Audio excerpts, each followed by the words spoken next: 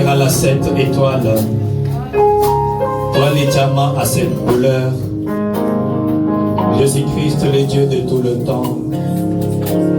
Nous nous sentons indignes ce matin, Seigneur, de nous trouver, ô Dieu, et de nous tenir devant ton saint peuple. Ce peuple pour lequel tu as payé le prix à la croix. Ce peuple pour lequel tu as été crucifié, nu, sans habit. Merci, ô Jésus, pour l'œuvre de rachat. Merci pour le livre qui est descendu dans ce temps du soir. Merci pour le calvaire qui a produit le mont 107. Merci Jésus pour tous les bienfaits que tu nous as accordés. Nous nous confions à toi ce matin. Nous te prions, Seigneur Jésus, de nous écarter de la scène. Prends le contrôle, Seigneur Jésus, de nos corps et de tous nos êtres. Revêt-nous, Jésus, de la jaquette de l'onction, que la colonne de feu nous couvre, que le sang du Seigneur Jésus-Christ nous serve de tapis de bienvenue. Guéris le malade s'ils sont au milieu de nous. Ramène les rétrogrades. Donne-nous, Seigneur Jésus, le meilleur entendement pour ta parole. Nous t'invitons, Seigneur Jésus, que tu sois toi-même le prédicateur. Écarte l'homme de la scène. Parle au travers de mes lèvres. Au nom du Seigneur Jésus-Christ. Amen. Nous allons tenir debout. Que Dieu bénisse tous les prédicateurs qui ont défilé ici. Vous avez été tellement merveilleux. Alors ce matin, nous allons ouvrir nos Bibles dans Matthieu chapitre 25. Dans l'objectif de continuer avec notre enseignement que nous avions interrompu. Matthieu 25 depuis le premier verset jusqu'au verset 13. Alors le royaume des cieux sera semblable à 10 vierges qui, ayant pris leurs lampes, allèrent à la rencontre de l'époux. 5 d'entre elles étaient folles et 5 sages. Les folles, en prenant leurs lampes, ne prirent point d'huile avec elles. Mais les sages prirent avec leurs lampes de l'huile dans des vases. Comme l'époux tardait, toutes s'assoupirent et s'endormirent. Au milieu de la nuit, on cria, voici l'époux, allez à sa rencontre. Alors toutes ces vierges se réveillèrent et préparèrent leurs lampes. Les folles dirent aux sages, donnez-nous de votre huile car nos lampes s'éteignent. Les sages répondirent, non, il n'y en aurait pas assez pour nous et pour vous. Allez plutôt chez ceux qui en vendent et achetez-en pour vous. Pendant qu'elles allaient en acheter, l'époux arriva. Celles qui étaient prêtes entrèrent avec lui dans la salle des noces. Et la porte fut fermée. Plus tard, les autres vierges vinrent et dirent, Seigneur, Seigneur, ouvre-nous. Mais il répondit, je vous le dis en vérité, je ne vous connais pas. Veillez donc, puisque vous ne savez ni le jour ni l'heure. Que Dieu bénisse donc la lecture de sa parole. Nous allons nous asseoir. Nous avions commencé un enseignement très important depuis le mois de mars sur les 4 sections du livre de vie de l'agneau. Le prophète nous a dit, et avec beaucoup d'insistance, qu'il n'y a pas des livres distincts. livre de vie à part. Kitabu kia uzima yake fasi. Et un livre de vie de l'agneau à part. Kitabu kia uzima mwana kondoo pana fasi tena yake. Si les autres enseignent comme cela, kama bengine biko nafundisha vile, c'est bien. Moi je ne suis pas responsable de ce qu'ils enseignent. Ni mzuri vile biko nafundisha, lakini mie shina ile muziko ya vile biko nafundisha. Nous prenons la chose telle que nous la voyons dans les messages. Shie tunabeba bitu kulingana na vile tunaiona ndani ya ujumbe. Et nous lisons cette Bible en portant les lunettes du prophète. Na shie tuko nasoma hii Biblia tunapovaa matalatala ya nabii. Alors le prophète nous a dit sasa nabii anatuambia qu'il ne s'agit donc pas de deux livres différents, ya kwamba haina vitabu mbili vya kuachana, mais il s'agit d'un même livre. Lakini ni kitabu moja. Mais ce livre peut avoir différentes appellations. Lakini hii kitabu moja inaweza kuwa na namna mingi ya kuitwa. C'est des choses que nous avons déjà vues et étudiées ici. Ni vitu vyenye tuisha kuona na kuisoma hapa. Et ce livre de vie de l'agneau, na hii kitabu kia uzima mwana kondoo, a donc 4 sections. Inakuwa na sehemu 4 ama vipande 4. Où se retrouve en son sein avec 4 catégories de personnes. Wenye ndani ya ile vipindi 4 tena unakuta hali 4 ya watu. Et la première section nous l'avons étudiée. Na kundi kia kwanza tulisoma. C'est la section qui concerne l'épouse parole. Ni kundi ile inahusu bibi harusi aliye neno. Et l'épouse na bibi harusi. Laissez même comme ça. La première section de ce livre, gundi ya kwanza ya kitabu, c'est l'épouse. Ni bibi harusi. Ou la section de l'épouse. Kama gundi ya bibi harusi. Épouse parole. Bibi harusi neno. Cette épouse, elle est appelée vierge, sage. Ou bibi harusi anaitwa bikira mwenye hekima. Parce que elle a l'huile. Kwa maana iko na mafuta. Et elle a la révélation. Na iko na ufunuo. Elle croit toute la parole. Anaamini neno yote. Et elle a la foi de l'enlèvement. Na iko na imani ya unyakulivu ndani yake. C'est très bien que ça soit retenu comme ça. Ni mzuri mpate kuishika hayo vile. Elle a la foi de l'enlèvement. Iko na imani ya unyakulivu ndani yake. Et l'épouse, na bibi harusi, pour savoir que vous en faites partie, ili ujue ya kwamba wewe uko mwile gundi yake. C'est pas tout le monde qui se réveille. Haina mtu wote unalamuka tu. Donc je suis de l'épouse. Oh, na mimi niko mgundi ya bibi harusi. Na mimi niko bibi harusi. Ce n'est pas le fait de le dire qui fait de vous membre de l'épouse. Haina ile kusema kukinywa ndio itakutia ukwe pale pale mwanamemba wa bibi harusi. Amen. Amina. Il y a des caractéristiques. Kuna kwa matabia vionekanisho. À le voir. Unapomuona, ils doivent avoir ces caractéristiques en eux. Unaona bale batu ba vile banapasha kuwa na tabia ya bibi harusi ndani yao. Il y a beaucoup de caractéristiques. Unakuwa matabia ama vitambulisho vya mingi. Mais nous en avons ressorti quelques-unes. Lakini shie tulitosha tu vitambulisho kidogo. La première caractéristique. Tabia ya kwanza. Si vous êtes membre ou l'un de cette catégorie, kama uko mwanamemba ama katika gundi ya bibi harusi, vous allez soutenir la parole. Utashikamanisha neno. Amen. Amina. Quelqu'un qui s'appelle membre de l'épouse, ule mtu yuko najiita mwanamemba wa bibi harusi, mais qui combat la parole, lakini iko napiganisha injili neno, il est disqualifié. Yeye iko pembeni. Et si vous êtes là, na kama uko pale, et que dans votre manière de faire les choses, namna yako ya kutenda, vous vous rendez compte que vous combattez la parole, kwamba uko napiganisha injili, mon frère, tu peux déjà commencer à pleurer. Ndugu yangu, paka hapa wanzi tu kulia. Ma soeur, tu peux déjà commencer à pleurer. Dada yangu, na wewe anza kulia paka hapa.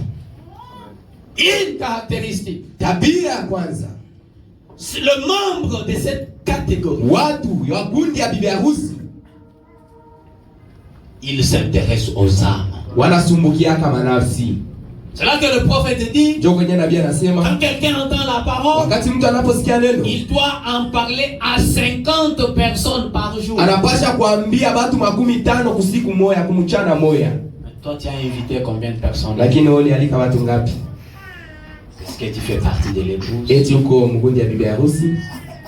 Ceux qui font partie de cette catégorie, benye biko mgundi ya bibi harusi, ils ne combattent pas contre la parole, abapiganishake neno, mais ils soutiennent la parole. lakini biko nasaidia neno. Soutenir la parole, Kushikamanisha neno, c'est soutenir ceux qui apportent la parole. ni kusaidia bale biko na leta neno. Parce que la parole est immatérielle. Maana neno haikamatwake. La parole est portée par des voix. Neno inabebaka ni kuvikombe. Philippiens chapitre 4. Wa Filipi sura ya 4. Depuis le premier verset Kuanzia mstari wake mdogo wa kwanza jusqu'au verset 3. mpaka kwa mstari wake wa 3. Bon, je lis rapidement sur mon téléphone ici. Ce pourquoi, mes bien-aimés, Njoo maana wapendo wangu et très chers frères, na wandugu wa damani, vous qui êtes ma joie et ma couronne, mwe benye muko furaha yangu na taji langu, demeurez ainsi ferme dans le Seigneur. mwendelee na kudumu hivi imara ndani ya Bwana. Mes bien-aimés, Mapendo wangu, j'exhorte Évodie mie namuonya Evodi et j'exhorte Santiche na namuonya Sentisha à être de même sentiment dans le Seigneur. wawe na nia moja ndani ya Bwana. Et toi aussi, fidèle collègue, Na we pia mwenzangu na kazi mwaminifu, oui, je te prie de les aider. ndiyo na kuomba basaidie hapa badada. Elles qui ont combattu pour l'évangile Hapa badada benye balipigana juu ya Injili avec moi pamoja nami et avec Clément na Clement et mes autres compagnons d'œuvre, na hapa bengine bote bafanya kazi pamoja, dont les noms sont dans les livres de vie. benye majina yao iko ndani ya kitabu cha uzima. Paul était un prophète. Paulo alikuwa nabii. Il n'était pas comme les autres messagers réformateurs. Hakukuwaka saa hapa bengine ba ujumbe ba kutengeneza. Par la perception du prophète, Kupitia kuona kwa nabii, il a regardé les comportements de la sœur Évodie, aliangalia tabia ya dada Evodi la sœur Santiche, na dada Sentisha, le frère Clément. ya ndugu Alors Clementi. qu'il y avait beaucoup d'autres. Japo kulikuwaka ba mingi, Paul n'a pas cité tout le monde. Paulo akutayaka bote, Parce que tout le monde kwa sababu bote ne soutenait pas l'évangile. habakuwaka nasaidia Injili. Si tous tu soutiens l'évangile, Kama wote biko nasikamanisha Injili, si tu soutiens kama l'évangile, nasaidia Injili, c'est que c'est ainsi que tu fais partie de ceux de cette première catégorie. inaonesha pale ya kwamba uko mgundi ya ile ya kwanza ya bibi harusi. Frère Clément, est-ce que nous avons Ndugu Clementi, un frère Clément, ndugu Clementi, dans cette église? mwi kanisa wazaliwa wa kwanza. Une sœur comme Évodie. Eti tuko na dada sasa vile Evodi. Si Évodie n'est pas là, Kama est-ce que Évodie iko nous hapa, pouvons trouver une sœur comme la sœur Sainte, eti tunaweza pata hata dada Sentish, prête à soutenir l'évangile. kila saa iko tayari juu ya kusaidia Injili iende mbele. Et Paul a constaté, Na Paulo alivumbula, Dieu lui a donné la révélation. Mungu akampa ufunuo. Saint-Tiche, Sentish, Évodie, Evodi, Clément, Clementi ils sont dans les livres de vie de la vie. biko ndani ya kitabu cha uzima ya Bwana kondoo. Amen. Amina. Amen. Amina. J'ai dit Amen. Amina, Regardez-moi. mniangalie. Ne vous regardez pas entre vous. Msianze kuangalia. Regardez-moi. Mniangalie mie. Il se regarde, mais Évodie mwenye banataya eko wapi? Evodi mesha ele huyu. Iko na Tu peux le devenir. wewe unaweza kuya Evodi. Amen. Amina. Les gens qui sont dans cette catégorie, Batu biko mgundi ya bibi harusi. ils sont comme les croyants débérés. Biko saba minifu bale benye biko na pigana katikati ya biko na taji. Les croyants débérés. Waaminifu tu wa nguvu. Wakubere. Quand ils ont vu des faux apôtres venir, Wakati waliona wa mitume wa bongo banakuya, commencer à faire des choses qui n'étaient pas scripturaires, banaanza kufanya bitu bila bikuwa vya kimaandishi. ils se sont tenus en face d'eux Wakashimama mbele yabo. pour leur dire ce que vous faites ici. Hii mko nafanya hapa. Nous n'avons pas vu Paul faire Sasa ça. tukumonaka Paulo yuko nafanya bia hii. Ça ne se trouve nulle part dans la Bible. Hayaandikwa hata fashi moja ndani ya Que Biblia. les premiers ne soient de cette catégorie. Wazaliwa wa kwanza wakuwe ile namna ya Kristo wa vile. Quand les gens commencent à faire des histoires au nom du message, Wakati batu banaanza kushingizia kulandia ujumbe bitu, qui ne sont pas dans le message, résistez-les en face. Oui, c'est notre héritage. Les gens qui se font partie de cette catégorie, ils doivent être comme Abraham. Abraham, il a veillé pour que les oiseaux des proies ne viennent pas s'abattre sur le sacrifice. Et notre sacrifice, c'est le message. Gardons les pires. En faisant ça, c'est un signe que nous appartenons à cette catégorie. Amen. Amina. Une autre caractéristique. Si vous faites partie de cette catégorie, quand la parole sort, ton cœur doit réagir. Et non pas quelqu'un, la parole sort. Non. C'est à moi qu'ils sont en train de s'attaquer. Si on ne s'attaque pas à toi, tu veux qu'on s'attaque? La parole doit s'attaquer à toi. Et d'ailleurs, ce n'est même pas toi. Ce sont les mauvais esprits en toi. Et la parole doit condamner. Acte chapitre 2. Le verset 37. Acte 2, 37. Comment savoir que vous faites partie de cette catégorie? Après avoir entendu ce discours, c'est-à-dire cette prédication de Pierre, ils eurent le cœur vivement touché. Et ils dirent à Pierre et aux autres apôtres, hommes frères, que ferons-nous? Maintenant, comment toi tu dis que tu es l'épouse? Quand la parole te touche, tu ne réagis pas, tu te fâches. Tu te fâches. Tu te fâches contre qui? Contre la parole? Donc tu es Caïn. Caïn moderne. Ne vous fâchez pas, s'il vous plaît. C'est la parole. Après avoir entendu ce discours, ils eurent le cœur vivement touché. Pas le semblant, mais le cœur vivement touché. Vous savez, quand le cœur est vivement touché, ça ne vous laisse pas dans l'indifférence. Est-ce que vous le croyez? Même si vous ne croyez pas, votre conscience le croit. Dans la prédication, prendre Dieu au mot. Vous qui faites partie de cette catégorie, si vous êtes là, prendre Dieu au mot, c'est un message prêché le 3 novembre 53.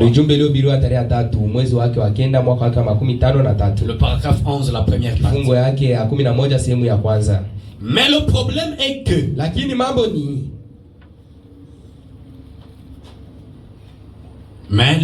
est que des hommes et des femmes qui sont nés dans ce monde, certains le sont pour être condamnés. Donc vous êtes nés, Dieu te connaît aussi, mais il te connaît que celui-ci, à la fin, il sera condamné. Pourquoi? Écoutez. Et quand vous leur prêchez l'évangile, c'est comme verser de l'eau sur les dos d'un canard. Le signe que tu seras condamné. Quand on prêche la parole, c'est comme si on verse de l'eau sur les dos d'un canard. La parole ne produit aucun effet sur toi. Neno haitoshi hata matukio moya kwako. Est-ce que vous dites amen? Eti mtasema amina? Même si vous ne le dites pas, je prêche. Hata kama mseme mimi nitahubiri. Même si vous ne le dites pas, je prêche. Hata kama mhubiri amuitike amina, mimi niko nahubiri. Quand on dit venez à l'église 30 minutes avant, wakati wanasema mkuye kukanisa mbele wakati dakika 13, il entend la parole. Anashikia neno. Mais les dimanches suivants, lakini ile ingine inga, il vient à 10 heures. Anakuya na saa 4. Je vais venir 30 minutes avant pour que je commence à les obéir. Nikuye mbele juu nianze batia hapo. Le prophète dit, quand vous voyez un frère, une sœur faire ça, c'est un signe qu'il est né pour être condamné. Amen. Amen. Amina. C'est dada, obéir à ton époux. D'ailleurs, kwanza, tout ce que je pouvais trouver chez nous, je ne le vois pas ici. Il y a Dieu. C'est quel genre de mariage ça? Alors qu'il y a encore d'autres sœurs célibataires qui n'ont pas eu le mariage. Mais Dieu t'a fait grâce. Tu es en train de piétiner ça. Frère, arrêtez de taper sur ta non, non, non, non, je ne laisse pas. Frère Katier. Ndugu Jackie. Frère Katier. Ndugu Jackie. Supportez-moi. Il y a un frère qui m'a vu depuis plus de 2 ans maintenant. Il veut me faire que moi je lui dise que sa femme est sorcière. Chasse-la. J'ai dit frère, je ne ferai pas des choses comme ça. Non, Dieu m'a révélé. Frère, est-ce que tu as Dieu en toi?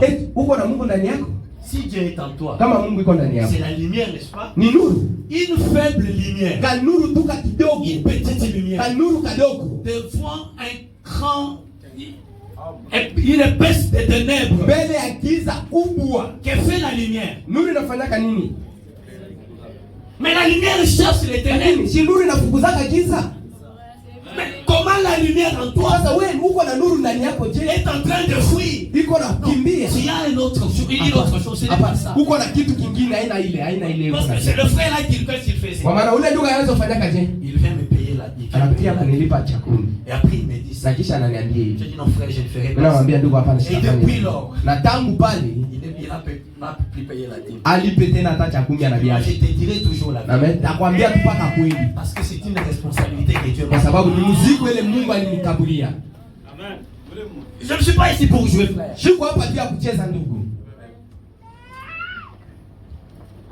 D'autres personnes sont nées pour être condamnées. Comment on va les reconnaître? Quand on prêche la parole ne les touche pas. C'est comme de l'eau versée sur les dos d'un canard. Une sœur vient à l'église aujourd'hui. Un frère vient aujourd'hui. Après 3 mois, vous ne le voyez pas. Mais il attend l'enlèvement.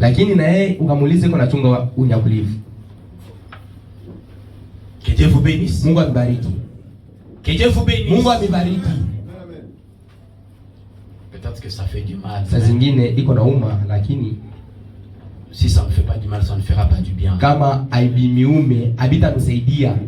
relis les prophètes.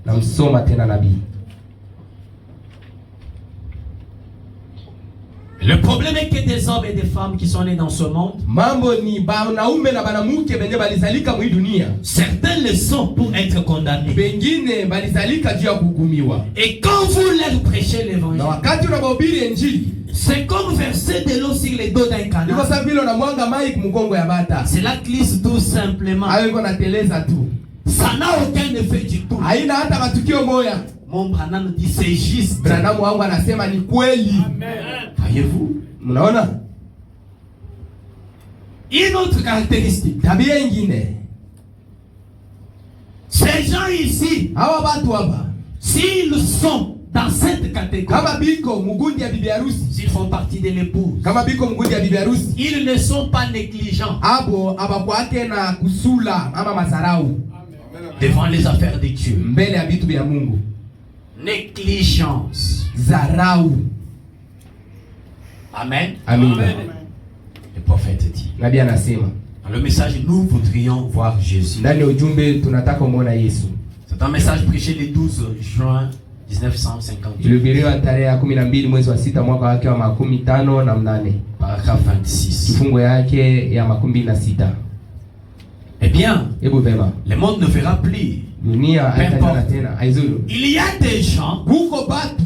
Très bien le prophète. Ampendaka sana na. Parle avec précision. Anasemaka na ubainifu wote. Il y a des gens. Huko batu qui sont nés. Benye balizalikaka. Nous n'aimons pas le dire. Atupende kubisema. Il y a des gens. Huko batu qui sont nés pour la destruction éternelle. Benye balizaliwa juu ya uharibifu wa milele.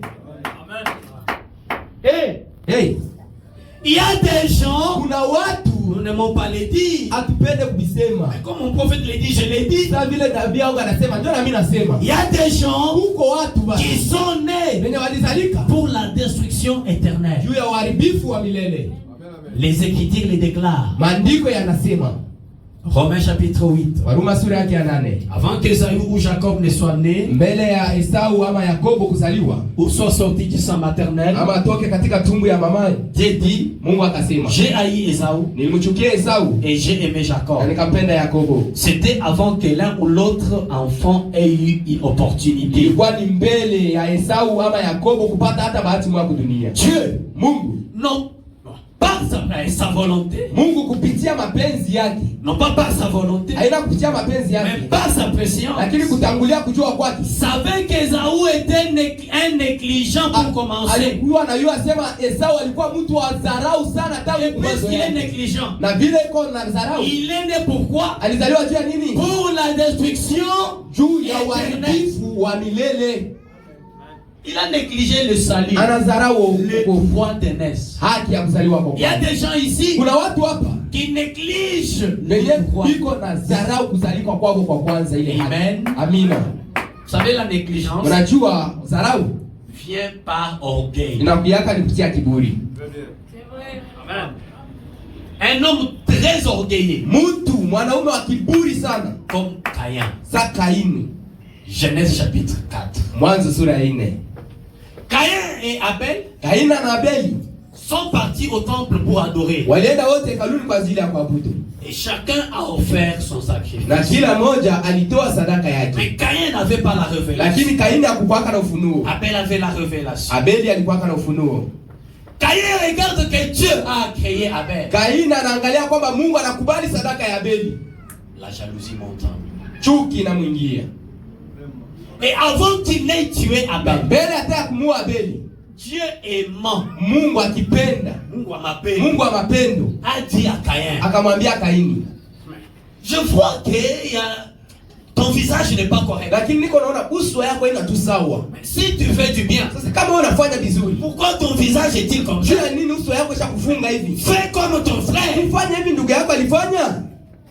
Par orgueil, kupitia kiburi, il a négligé, anazarau, anasula au point d'aller tuer son frère. Paka pale kwenye alienda kuua ndugu yake. Et après l'avoir tué, kisha kumuua ndugu yake, le créateur lui demande, muumbaji wa mbingu na nchi anakuuliza, Kaini, où est ton frère? Ndugu yako yuko wapi? Il ment. Analanda. Il est le père du mensonge. Yeye ndio baba wa bongo. Il ment. Analanda. Je ne sais pas. Sijue. Est-ce qu'il ne savait pas? Eti kubia kweli tu Kaini alikuwa anaiwaka. Il le savait. Alikuwa anaiwa. Et pour finir, na kumwisho, écoutez comment il répond à son créateur. Sikia vile kuna jibu mtu ule alimungu ule alimuumba. Suis-je le gardien de mon frère? Unanileka mimi na kwa zamu wa ndugu yangu. C'est un signe. Ni alama qui n'appartient pas à Dieu. Na kwamba hakukuwa wa Mungu. Suis-je le gardien? Na niweka mimi shamba. Nous pouvons connaître tes origines. Unaweza kukuyua kwenye unatokea par rapport à ta manière de répondre. Kupitia tu vile unajibiaka watu. Amen. Juste ta manière de répondre. Namna tu yako ya kujibu. Nous comprenons. Tunaelewa Sauli. Donc Caïn a encore des petites sœurs. Kaini angali na ba logo yake banamuki. Ils sont encore sur la terre. Angali tena hapa kwa dunia. Petite sœur de Caïn. Ba logo yake banamuki akaina. Que Dieu te bénisse. Mungu akubariki. Suis-je le gardien de mon frère? Mimi ndio jamu ndugu yangu. Nada, unipatie quoi? Hauna le mikono? Donne-moi d'abord de l'eau. Tu n'as pas de Kaini. Ah, encore des petites sœurs. Angali na batoto yake bakina kike. Et quand vous êtes négligent, Na wakati wewe uko wa madharau, vous êtes né pour la destruction éternelle. Umezaliwa juu ya uharibifu wa milele. Un autre signe qui fait que quelqu'un n'a pas devient négligent, Ingine alama inafanyaka mtu anakuwa wa kudharau, c'est par manque de temps. ni kukosa wakati. Amen. Amina. Tu as le temps pour tout, Uko na wakati ya kufanya vitu vyote, sauf pour Dieu. lakini kwa mambo ya Mungu ndio uko na wakati. Tu as le temps pour vendre. Uko na wakati ya kuzisha mkioski. Tu as le temps pour aller au marché. Uko na wakati ya kwenda kusoko. Même si tu es malade, Hata kama uko na lugula, tu as quand même le temps d'aller au uko na marché. wakati anijikaze tu eko. Mais pour venir à l'église, Lakini kwa kukuya kanisa, aujourd'hui j'ai beaucoup de clients. leo Tu niko na n'as pas le wateja temps. mingi. Hauna wakati. Plus tu n'as pas le temps, Unaona vile una na wakati. ton paquet de jours est en train de diminuer. Mfuko ya mashiku yako iko napunguka. Plus il diminue, Zaidi mfuko wa mashiku unapunguka. Unaendelea na kupunguka, inapunguka. un jour, Siku moja tu te réveilles pour la dernière unalamuka hivi kwa kulamuka kwako kwa mwisho kwa maisha yako hapa dunia. Et comme tu n'avais pas le Na temps, kuona vile kuwaka na wakati, tu te retrouves en enfer. unajikuta ushakuwa kijanamu. La négligence, Madharau, par manque de temps. kukosa wakati. Vous avez le temps pour votre téléphone, Uko na wakati ya kutumikisha simu mais yako, vous n'avez pas le temps pour prier. lakini wakati ya kuomba una nayo. Vous avez le temps de critiquer les Uko gens, na wakati wa kuchekelea mais watu, vous n'avez pas le temps de méditer lakini la parole. hauna wakati ya kuanza kutafakari neno. Vous avez le temps de lire les histoires sur Facebook, Una wakati wa kusoma vitu kwa Facebook, TikTok, mais vous n'avez pas le temps de lire la lakini Bible. wakati ya kusoma Biblia hauna nayo. Et vous êtes négligent comme ça. Na uko na madharau vile, Quand vous mourrez, wakati utakufa nous venons, tunakuya nous chantons au matin de la résurrection. tunaimba katika ile asubuhi ya kufufuka, Le frère va réveiller. ndugu na yeye ataamka, Mais Dieu aussi nous regarde. lakini Mungu mbingu ataangalia. Si vous saviez Anasema mungejua que cette sœur n'avait pas le temps ya pour kwamba vous, huyu mtu hakuwa na kosa si vous saviez kama mngekuwa na que Yesu, ce frère n'avait pas le kwamba temps huyu pour ndugu vous, hakuwa na wakati wa depuis kunitumikia que cette année a commencé. tangu hii mwaka ilianza hii, Parce que nous avons déjà dépassé la moitié de kwa l'année. maana tusha kupitisha katikati ya mwaka, nusu mwaka. Tu as jeûné combien de fois? Usha kufunga chakula mara ngapi? Tu es venu à l'église la semaine combien de fois? Katikati ya juma ushakuwa kanisa mara ngapi? Et même si tu venais, Na hata kama c'est unakuja à quelle heure? unapiaka sana. La négligence, Madharau ça amène quelqu'un à ne pas avoir le temps pour Dieu. inafikisha mtu akose wakati kwa mambo ya Mungu. Une autre caractéristique qui amène quelqu'un dans la négligence, Ingine inaleta mtu akwe na madharau c'est l'habitude. ni tabia, zoezi, L'habitude. kuzoea. Tu t'es trop habitué avec les affaires de Dieu Unazoea vitu vya Mungu sana à tel point que ça devient ordinaire. mpaka pale kwenye vinakuwa vya kawaida kwa macho yako. Les gens se sont habitués avec le message Watu wanazoea ujumbe hii à tel point qu'il est devenu ordinaire. mpaka pale kwenye ujumbe inakuwa tu ya Le kawaida. message est extraordinaire Ujumbe ni ya mastaajabu parce qu'il est kwa surnaturel. sababu haya ni ya kimungu. Toi, tu es devenu comme les vieux loups des mers. Unakuwa saa vile ule azoea, Tu connais trop sur la mer. unajua vyote vile vinakuwa Mais mumaji. ce garçon qui avait appris sur la mer, Lakini ule kijana ule alifunda juu ya bahari, quand il vient, wakati anakuja il te rencontre. anakutana na wewe. Oh, Hapana, ujumbe nous sommes nés dans le sisi message. tunazaliwa mpaka bila C'est comme mon ujumbe. frère Crispin l'a dit Iko ici. sawa vile ndugu yangu Crispin Tu alisema, n'es pas né dans le au message. unalike ujumbe. Non, monsieur. Hapana baba, Non.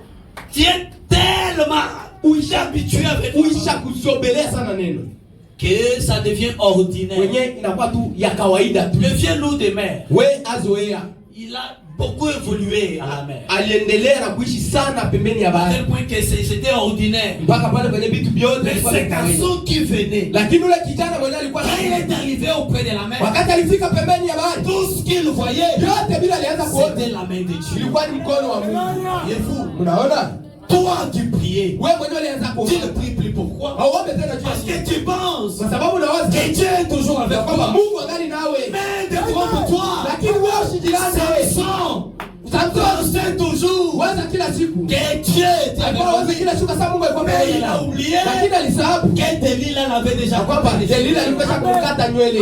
Quand on a crié, Wakati balilalamika, Samson, Samsoni, les Philistins sont sur toi. Wafilistini wale wanakukamata. Il s'est réveillé Analamuka pensant akiwaza qu'il s'en ya sortirait kwamba yeye atajitosha comme toutes les autres Sasa fois. vile hii masiku yote alikuwa Mais j'aime bien l'écriture. anapenda andiko La mzuri. Bible dit Biblia inasema il ne savait pas hakuwa anajua que ya l'Éternel kwamba Bwana avait déjà quitté. alikuwa kutoka. Il ne savait Hakuwa pas. anajua Samsoni. Peut-être, Saa zingine, saa zingine nous ne savons pas hatujue que l'Éternel nous a ya déjà kwamba Bwana isha kututoka par la négligence. kupitia madharau.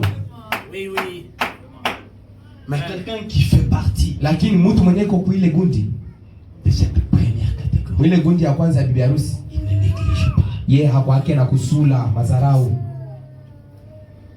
Amen. Amen. Est-ce que quelqu'un peut me donner vraiment un amen? Eti kuko mtu anasema nini kabisa ya kweli. Que Dieu soit loué. Mungu asifiwe. La négligence Madharau vient par la tétitesse. inakuja kupitia kiburi. Belshazzar se réveille. Belshaza analamuka, Il se réveille. analamuka, Il n'est pas sacrificateur. ana hata koani, Il n'est pas dans la lignée des sacrificateurs. ana hata kuile uzao ya wakoani. La foi dépose dans son cœur. Fure na mupite na mbamba, En train de boire devant ses concubines. iko na kunywa mbele ya nyumba yake, Appelle les voies sacrées. anaenda kutwala machombo takatifu, Il commence à s'en servir. anaanza kuitumikisha. C'est là qu'une main sortit Ndio kwenye mkono ilionekana pour écrire juu ya sur kuandika la kukuta la négligence. madharau. Amen. Amina. Amen. Amina. Maintenant, parmi toutes les caractéristiques, Sasa kuile matabia yote tunataya hapa, est-ce que tu es toujours dans la catégorie? eti wewe tu paka mungundi ya bibi harusi? Il y en a beaucoup. Kuko matabia mingi, vitambulisho vya mingi, Je n'ai pas le temps. sina na wakati. La deuxième section, Kipande kia pili toujours dans le livre de vie de l'agneau. mpaka kukitabu cha uzima wa mwana kondoo, Section 2, sehemu ya pili il s'agit des vierges folles ni wabikira wapumbavu et les justes. na wenye haki. C'est ce que nous allons parler aujourd'hui. Ndio kenye tutasemea leo kupitia na neema ya Mungu. Les vierges folles Wabikira wapumbavu et les justes. na wenye haki. Nous avons déjà vu c'est quoi les justes. Kisha kuona wenye haki ni wanani. Ces gens ici, Hawa watu ils seront sauvés. wataokolewa. Amina. Parce que quand nous étions enfants, Kwa sababu wakati sisi tulikuwa watoto, on nous enseignait que les vierges folles seront perdues. walikuwa wanatufundisha kwamba wabikira wapumbavu watapotea. Mais en lisant le prophète, Lakini tunapomsoma nabii, nous comprenons que les vierges folles tunaelewa kwamba wabikira wapumbavu et les justes, na wenye haki ils seront sauvés. wataokoka. Quoique ces gens Hata kama wale watu n'ont pas eu la nouvelle naissance, hawakuzaliwa upya, mais ils seront quand même sauvés. lakini hata vile wataokoka. Ils seront sauvés quand? Wataokoka wakati gani? Lors de la deuxième résurrection. Wakati wa ufufuko wa pili. Parce qu'ils ne sont pas aptes de ressusciter à la première résurrection. Abo hawako tayari kwa kufufuka kwa ile ufufuko ya kwanza. Et ils nous attendent Wao biko na chunga wanangoja la deuxième résurrection. ufufuko wa pili. Mais Lakini ils vont manquer beaucoup de choses. watakosa vitu vya mingi. Ils ne vont hériter de rien. Hawatariti hata kitu. Quand nous serons dans le millénium, Wakati sisi tutakuwa kumwaka utawala elfu kwanza, quand nous serons au ciel, wakati sisi tutakuwa mbinguni au souper des noces, kukaramu ya mwana kondoo kumakaburi, quand nous serons dans le millénium, wakati sisi tutakuwa kumwaka utawala elfu, ils seront toujours dans la tombe. watakuwa wakingali paka makaburini. Mais ces gens ici, Lakini hao watu ils auront la grâce, watapata neema. non pas d'aller au ciel. Hapana neema ya kwenda mbinguni. Non. Hapana. Parce qu'aujourd'hui, Kwa sababu leo toutes les églises attendent le ciel. makanisa yote kwa tunga sabato watenda bidii. Non, moi je ne prêche pas des choses comme ça. Parce que je ne vois pas des choses comme ça. C'est pas tout le monde qui ira au ciel. Mais les justes ici, d'abord les justes, et ils vont entrer tout simplement parce qu'ils ont été bons envers les frères de Jésus, c'est-à-dire l'épouse. Je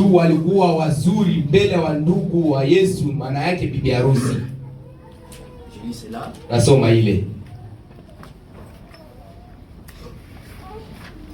Dans les livres des exposés.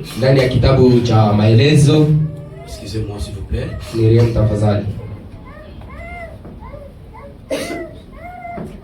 Exposé.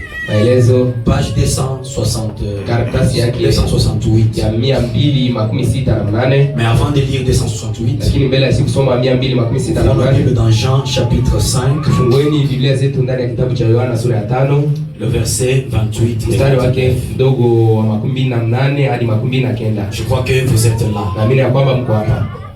Jean chapitre 5.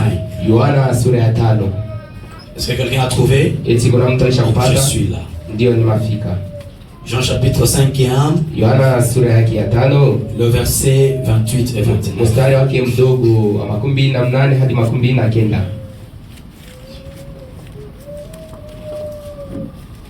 Ne vous étonnez pas de cela.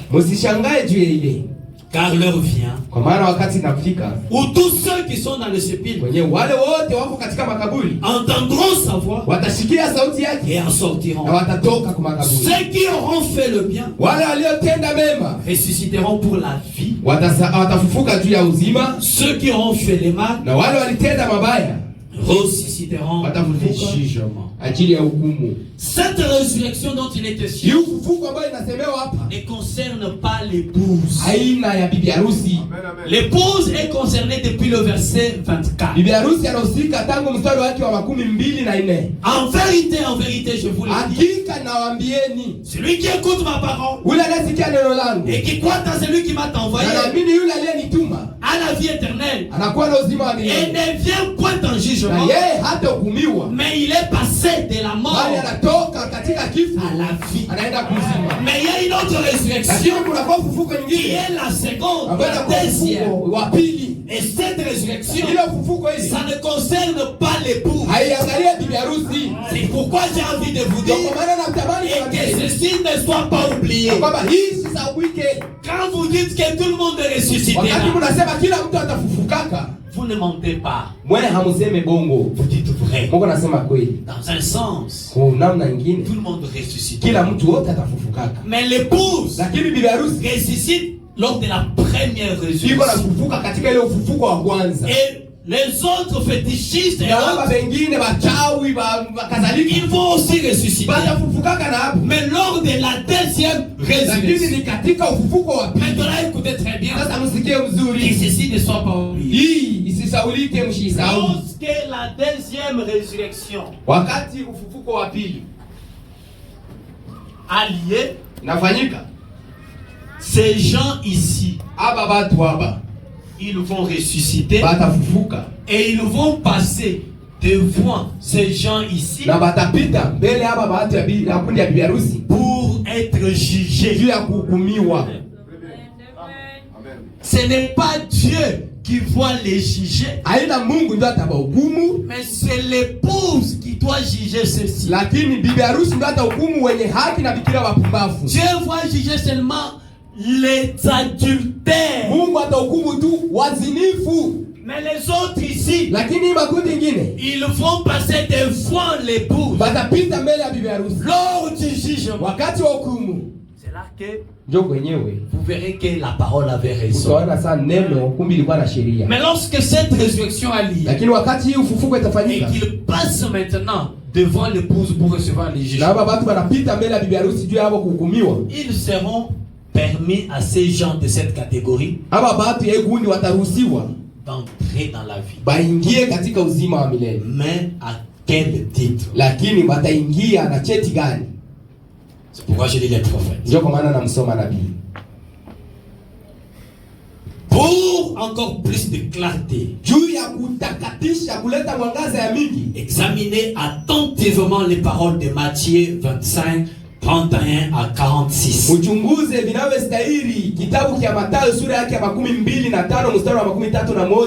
Là, il parle des justes. Il n'est pas dit que le berger sépare littéralement les brebis avec les boucs.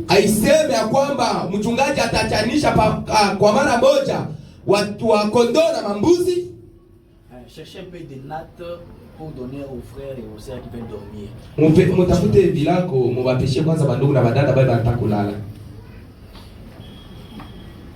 Mais ce sera comme les bergers qui séparent les brebis avec les boucs. Il ne s'agit pas de brebis à ce moment précis au jugement du trône blanc.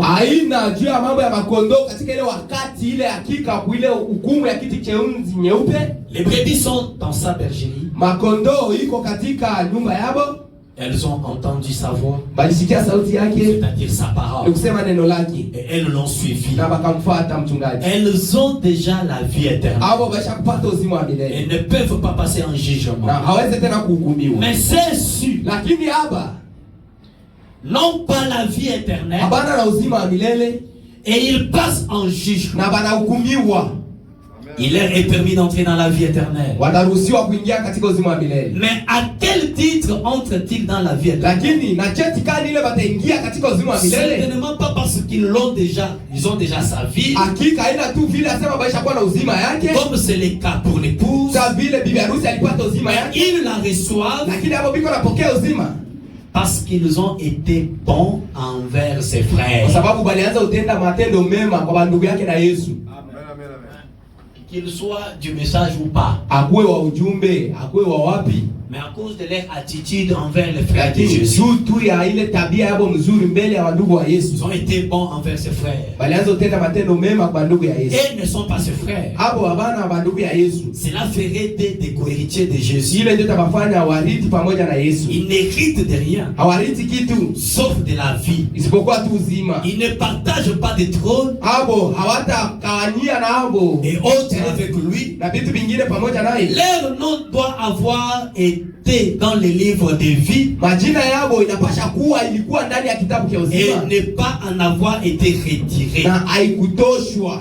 Et maintenant, à cause de leur amour pour le peuple de Dieu,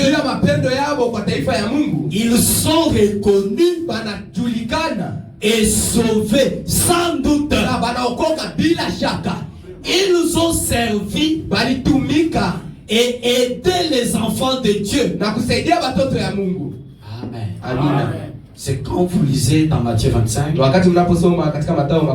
Jésus leur dit, quand j'ai eu faim, vous m'avez donné à manger.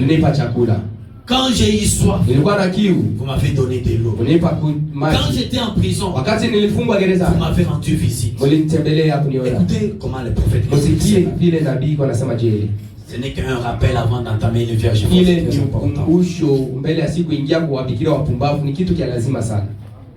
Le prophète dit ceci dans ce jour-là sur les calvaires. Paragraphe 94. Huissier. Paragraphe 94. Jusqu'à 96. Le prophète dit ceci.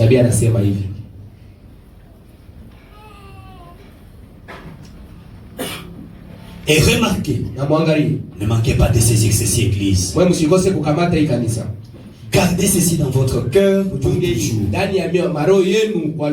C'était fait de façon tellement inconsciente.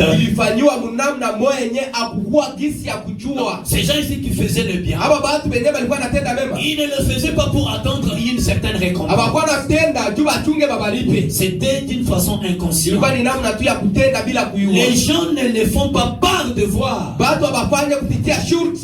Il dit, un homme qui vous donne quelque chose parce que c'est ce qu'il doit faire. Juu anapasha kufanya vile. Un homme qui vous donne à manger. Mtu mwenye anakupa chakula. Parce que c'est ce qu'il doit faire. Juu anapasha kukupa paka chakula. Il a une conception égoïste. Ule iko na mawazo ya choyo. Ça devrait être votre vie même. Inapasha kuwa paka maisha yako yenyewe ile. Votre initiative même. Kuwaza kwako kubitengeneza wewe mwenyewe. Ces brebis là, wale wa kondoo, ça les a tellement étonnés, iliwashangaza sana, qu'ils ont dit, yenyewe walipikia na kusema, Seigneur, Bwana, quand as-tu eu faim? Ni wakati gani ile ulikuwa na njaa? Et que nous n'ayons pas voulu, que nous t'avons donné à manger. Na sisi tulikupa chakula. Quand étais-tu nu? Ni wakati gani ulikuwa uchi? Et t'avons-nous donné des vêtements? Na sisi tukakupa manguo. Quand as-tu eu soif? Ni wakati gani ulisikia kiu? Et t'avons-nous donné à boire? Tukakupa chakula cha kunywa. Quand étais-tu malade? Ni wakati gani ulikuwa mgonjwa? Et t'avons-nous assisté? Na tulikuja kukusaidia. C'était tellement automatique. Ilikuwa ni ghafla mara moja tu. Par amour. Kupitia mapendo ndio balianza kufanyaka ile. C'était tout simplement ta vie qui vivait en eux. Ilikuwa ni maisha yako ndio ilikuwa naishi ndani yao. Oh Dieu, Mungu, permets que les gens voient ce que le calvaire a fait pour nous. Ruhusu watu waone kile Kalvari ilifanya juu yetu. Tellement automatique. Ilikuwa ni mara moja tu. Quand ça, Seigneur? Wakati gani ile Bwana? Nous ne l'avions jamais su. Regardez ça. Mwangalie. Jésus s'est retourné et a dit, Yesu aligeuka na akasema, toutes les fois que vous avez fait ces choses, kila mara yote nye mulianza kufanya ile bibi, à ceci, kwa hapa, c'est à moi que vous les avez fait. Ni mimi ndio mulianza kunifanyia hayo. De manière automatique. Kwa namna moja ya mara moja tu. Non pas par devoir. Haina kupitia mkazo shurti. Alors c'est juste là. Lakini wale wenye haki, ils vont avoir la vie. Watakuwa na uzima. De cette catégorie, kwa hii gundi, il y a ceux qui sont comme Nicodème. Kuko bale benye biko sa Nikodemu. De cette catégorie, kwa hii gundi, il y a ceux qui sont comme Joseph d'Arimathée. Kuko bale biko sa Yusufu wa Arimathea. De cette catégorie, kwa hii gundi,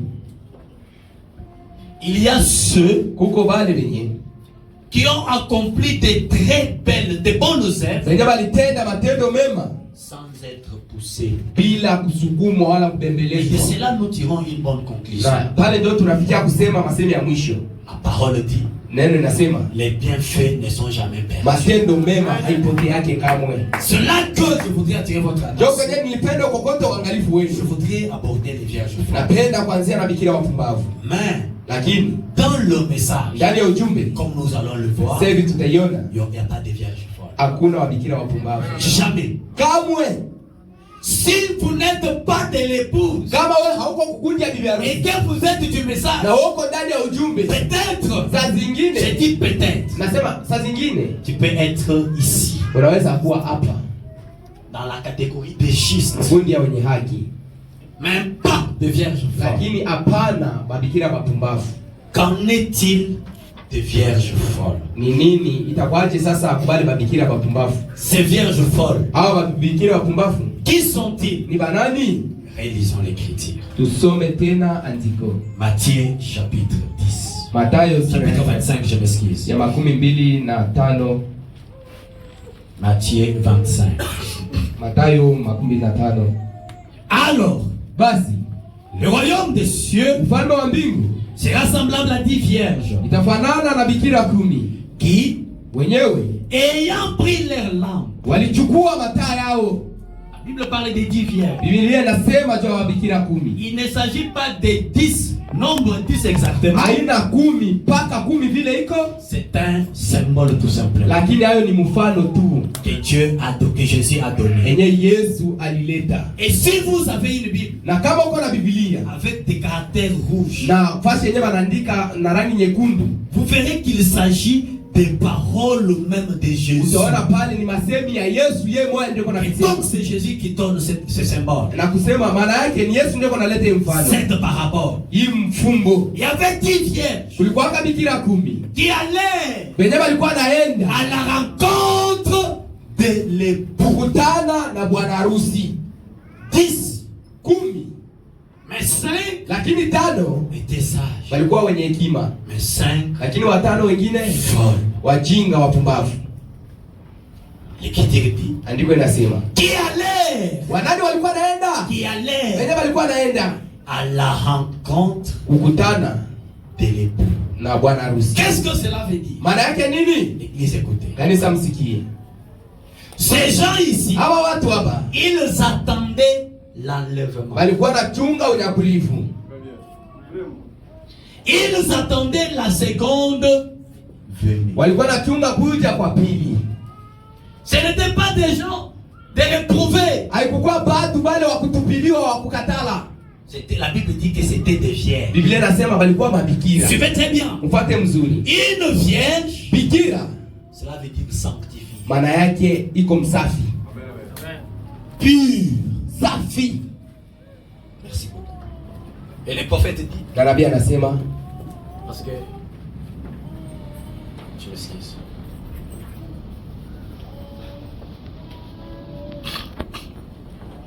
Sanctifié et vierge, utakasiwa na kisha bikira. c'était des églises, des bonnes églises. Ilikuwa ni makanisa ya mzuri. C'était des églises qui attendaient aussi la venue. Ilikuwa ni makanisa ilianza chunga kuja kwa bwana harusi. C'était des bonnes églises. Ilikuwa ni makanisa mzuri Qui prêchaient la sanctification. ilikuwa na ubiri utakaso. Mais parmi eux, Lakini katikati ya makanisa il y en a qui étaient sages. kulikuwa katikati ya bikira kulikuwa baba walikuwa hekima, Mais il y en a qui étaient na forts. kulikuwa wengine walikuwa mapumbavu. Écoutez les prophètes. Msikie nabii. Je suis dans la prédication. Niko ndani ya mahubiri Les 10 vierges. wa bikira 10. Paragraphe 163. Kifungo yake ya 163. C'est un message prêché le 11 décembre 60. Ni ujumbe uliohubiriwa tarehe 11 mwezi wa 12 mwaka wa Eh bien, hebu vema. ces vierges Hawa wa bikira sont allées à sa rencontre. wakaenda kukutana naye. Et les vierges folles Na bikira wapumbavu n'avaient donc pas d'huile hawakuwa dans leur lampe. na mafuta kwa mataa yabo. Mais elles avaient tous les restes. Lakini balikuwa na vitu vingine vyote. Suivez très bien. Msikie mzuri. Église, suivez très bien. Kanisa mufate mzuri. Elles n'avaient pas de l'huile. Hawakuwa katundo na mafuta. Mais elles avaient tous les restes. Lakini vingine vyote balikuwa nayo. C'est-à-dire, Maana yake elles avaient les miracles. balikuwa na miujiza. Elles avaient des prophéties. Walikuwa na utabiri. Elles avaient aussi la prédication. Walikuwa na mahubiri tena. Suivez très bien. Mfate mzuri. Il y a 3 poules. Kunakuwa uvuto 3. Poule. Uvuto C'est un mot anglais ni matamko ya Kiingereza. qui signifie Na maanisha attraction. kukokota. To pull. Kokota. Pull, Kukokota c'est attirer. ni kuvutia kitu. Parmi ces 3 poules ici, Katikati ya uvuto 3 hii, un seul poule uvuto moja tu manque aux vierges folles. njo babikira bapumbavu banaikosa. Toi, qu'est-ce qui t'attire? We nini na kukokotaka? To pull, attirer. Kukokota. Il y en a qui sont attirés par la prophétie. Huko benye banakokotewaka na utabiri. D'abord, Kwanza uponyaji.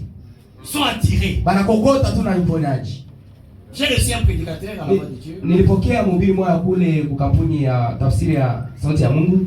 Un pasteur en plus, il est de la connaissance. Iko mchungaji na iko hapa Kolwezi hapa. Je parlais avec lui. Nilianza kuongea Il naye. dit c'est quoi? Anasema nini? Nous devrions y parler, Tunapaswa kusema kusema. Il a parlé. Akasema Et puis je lui ai dit, na kisha nikamwambia, qu'est-ce qui attire les gens dans ton église? nini iko na kokota watu mule ndani ya kanisa Parce que yako? vous devez être Kwa attention. sababu unapaswa kufanya angalisho. Suivez très bien. Mfuate mzuri. Le premier poule, la première attraction, Uvuto wa kwanza c'était l'attraction du corps. ilikuwa ni uvuto wa mwili. Quand le prophète touchait la main de quelqu'un, Wakati nabii alikuwa anagusa mkono il y wa avait des vibrations. ulikuwa mtetemeko. Des vibrations. Mtetemeko. C'était la guérison divine. Ilikuwa ni uponyaji wa kimungu. C'était un poule, le premier poule. Ilikuwa ni First uvuto wa poule. kwanza. Quand ça attire, Wakati na kokota. oui, Ndiyo. la guérison attire. Uponyaji na kokotaka watu. La guérison attire. Uponyaji na kokotaka. Le Saint-Esprit a évolué Roho Mtakatifu ikaendelea jusqu'au deuxième poule. mpaka kuvuto wa pili. Le deuxième poule, Uvuto wa pili ce n'était plus l'attraction du corps. Haikukuwa tena uvuto wa mwili kukokota. C'est l'attraction spirituelle. Ilikuwa sasa ni kukokota wa kiroho. Il pouvait se tenir comme ça. Angepasha tu simama hivi. Toi, we, tu viens de telle part. Unatoka kule. Ton nom c'est tel. Jina yako fulani. Et partout, na kokote ont commencé à prophétiser. Batu bakaanza. Ils ont fait aussi des discernements. C'était le deuxième pôle. Ilikuwa ni uvuto wa pili. Maintenant toi, sasa wewe, qu'est-ce qui t'a attiré? Nini iko na kukokota? Nini likukokota? Qu'est-ce qui t'a attiré? Nini ile likukokota?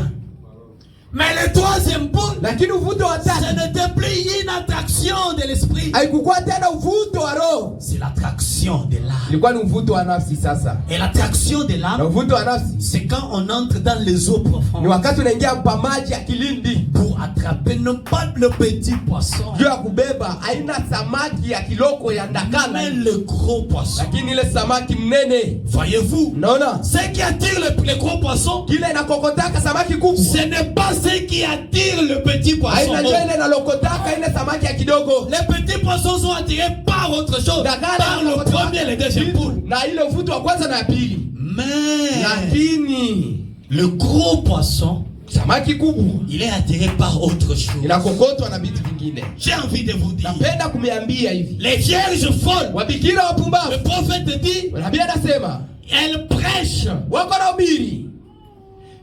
Elles sont tout. Biko na biote. Sauf. Kutosha tu. L'huile. Mafuta bana nayo. Ils ont le reste. Biko na vitu vingine. Ils ont la prédication. Biko na mahubiri. Ils ont le premier pôle. Biko na uvuto wa kwanza. Ils ont le deuxième pôle. Biko na uvuto wa pili. Et ils se sont arrêtés. Na baleshia pale. Ce n'était pas des gens, des athées. Haikuwa batu bale baamini yake Mungu. Ce n'était pas des gens qui n'allaient pas à l'église. Haikuwa batu bale baendake mkanisa. Et quand vous lisez très bien, wakati mnaposoma mzuri, on a dit des vierges. Walisema babikira ndio balikuwa. Des églises saintes. Makanisa ile takatifu qui prêchent la sanctification. Wenye biko na ubiri utakaso. J'ai envie de vous dire. Napenda kumiambia. Quand on prêche la sanctification, wakati mnahubiri utakaso, ce n'est pas tout ce qu'il nous faut. Haina njoo yenyewe inatutosheka mpaka utakaso kunaisha. Parce que kwa sababu par respect, j'ai pas envie de citer quelqu'un. Kwa heshima mimi sipende kutaya mtu. Il prêche la sanctification. Iko na ubiri utakaso. Mais lakini ils n'ont pas la foi de l'enlèvement. Hawana imani ya unyakulivu. Écoutez les prophètes. Sikia nabii. Elles étaient pures. Walikuwa safi. Elles croyaient en Christ. Walikuwa naamini ndani ya Kristo. Elles prêchaient la parole. Walikuwa nahubiri neno. Que nous croyaient. Ile walikuwa naamini. Leur dénomination leur autorisait de prêcher. Madhehebu yao ilikuwa na waruhusu kuhubiri. Elles prêchaient cela. Walikuwa nahubiri ile. La seconde venue. Ujio wa pili. Elles prêchent la seconde venue. Walikuwa nahubiri kuja kwa pili. Le sacrifice. Sadaka. L'expiation. Utakaso, msamaha wa dhambi. Elles croyaient. Walikuwa naamini. Si jamais vous vous associez une fois à un bon érudit baptiste, kama tu wewe ukaenda kujiunga na msomi wa Kibatisti, vous feriez mieux de savoir de quoi vous parlez. Wewe fanya ange bile uko nasema mbele yake. Elles ont tout. Biko na biote. Même la sanctification. Hata utakaso. Il y a des églises. Kuko makanisa. Quand vous y entrez, wakati unaingia, vous pouvez penser que les sœurs là sont du message. Sasa hapa badada biko tu paka sababu yetu ba ujumbe. Leurs cheveux naturels. Leur habillement décent. Leurs cheveux corrects. Le visage non fardé. À la voir comme ça, sainte. Et vous vous approchez. J'en ai vu la Colosie. Je me pose la question. Tu es notre sœur du message. Elle dit non, je ne suis pas du message. J'ai compris. Suivez très bien. Elle prêche la sanctification. Elle prêche la seconde venue. Elle prêche l'expiation. Jésus-Christ est mort pour nous. Elle croit cela. La Bible dit quand les cris furent lancés, voici les bouts. Allez à sa rencontre. Toutes se réveillent. C'est là que le prophète fait les commentaires. C'est-à-dire qu'elles attendaient aussi la venue.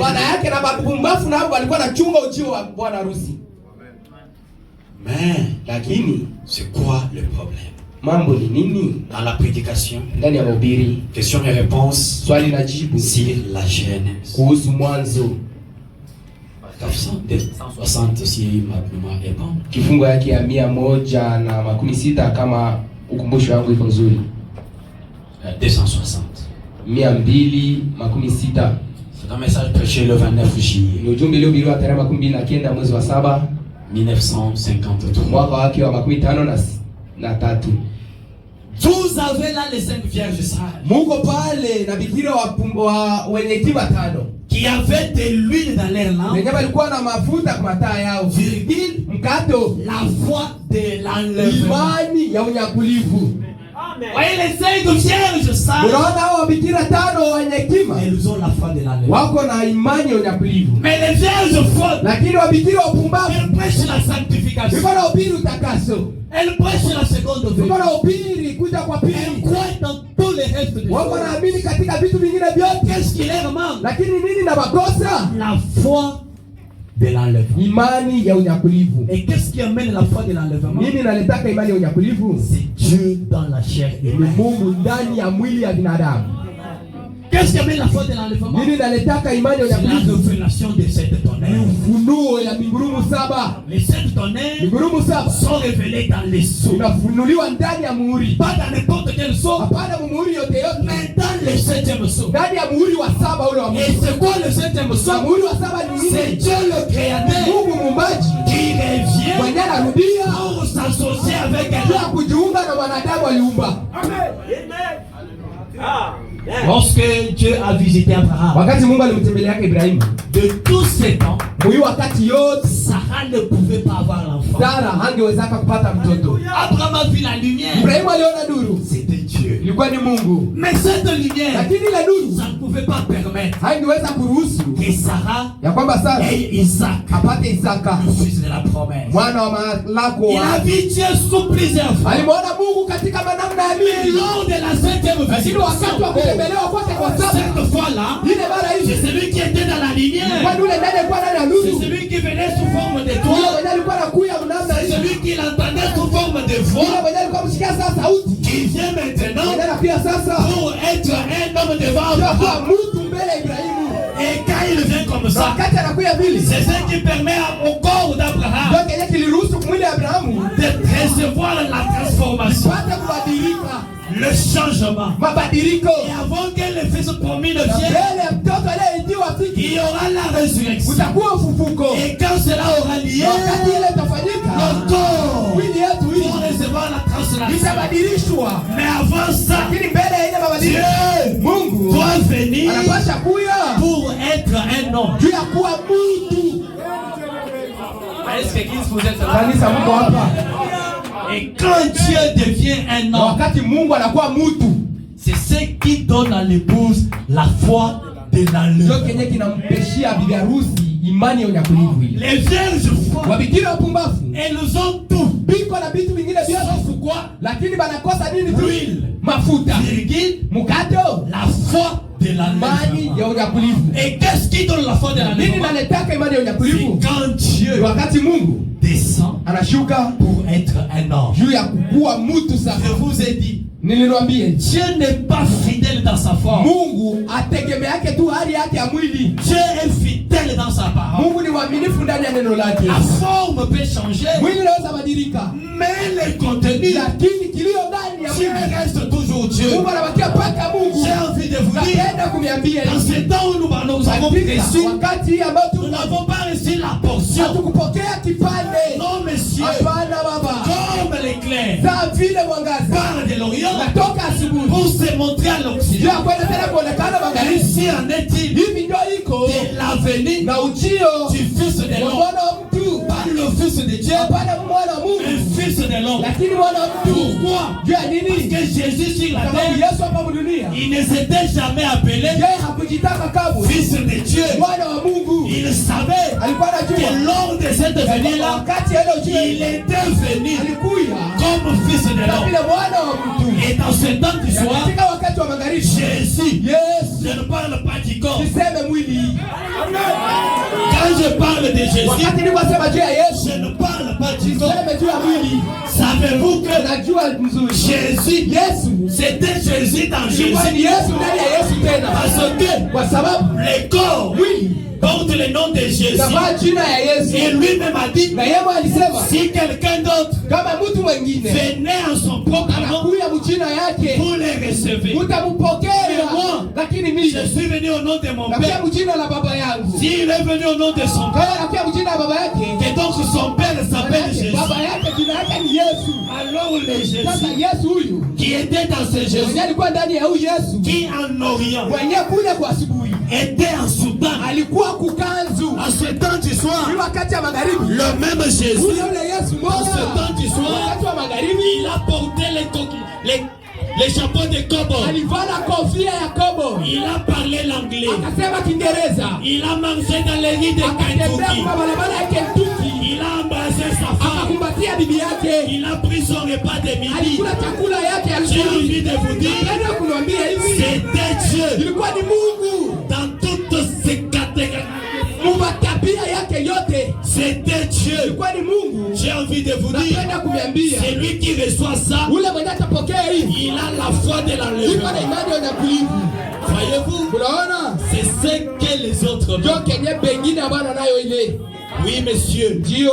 Jésus, lorsqu'il est venu, il a visité les Juifs. Il a visité les Samaritains. J'ai envie de vous dire, lorsque la femme syrophénicienne, la femme cananéenne, l'a appelé comme Bartimée, fils de David, aie pitié de moi. Quand Bartimée l'a appelé fils de David, Jésus l'a fait cas. Mais quand la femme l'a appelé fils de David, Jésus l'a ignoré. Pourquoi? Mon prophète dit, elle n'avait pas de droit sur lui comme fils de David. Voyez-vous, fils de David, c'est pour les Juifs. Mais pour elle, une femme des nations, elle devrait l'appeler Seigneur. Elle l'appelait Seigneur.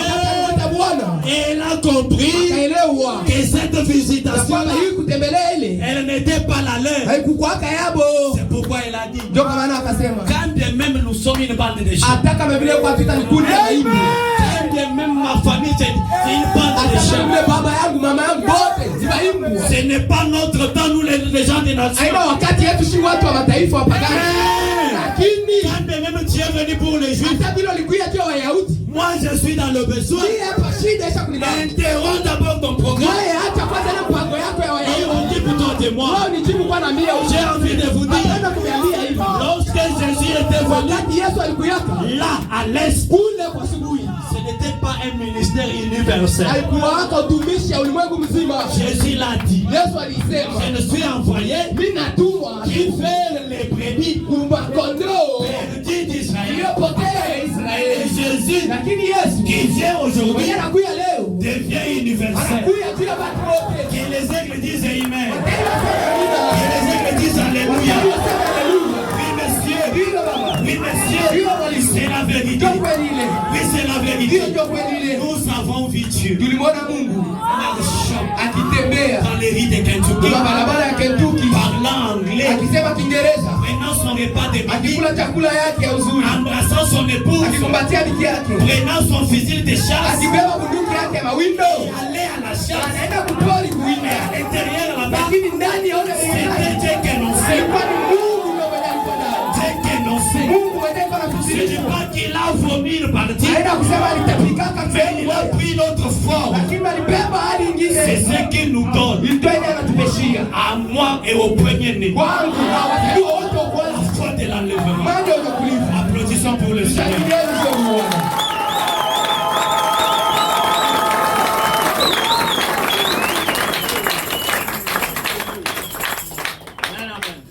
C'est qui ces vierges folles? Est-ce que dans le message, on peut avoir des vierges folles? Qui sont Les vierges folles. Babikira bapumbafu ni banani? Est-ce que vous êtes prêts? Eti Mungu tayari? Est-ce que vous êtes là? Eti Mungu hapa?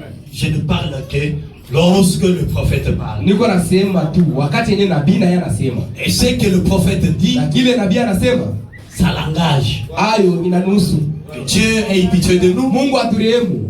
Nous ne nous attaquons pas contre une quelconque église. Atushambulie kanisa ya batu. Nous avons beaucoup de respect tuko na heshima ya mingi sana pour toutes les autres églises. Kuma kanisa ingine yote. Mais nous ne parlons que de la vérité. Lakini tuko nasema paka vile kweli iko nasema. Les vierges folles. Wabikira wapumbavu. Qui sont-ils? Ni banani? La parole parlée est la sémence originelle. Neno yo neno ndio mbegu halisi.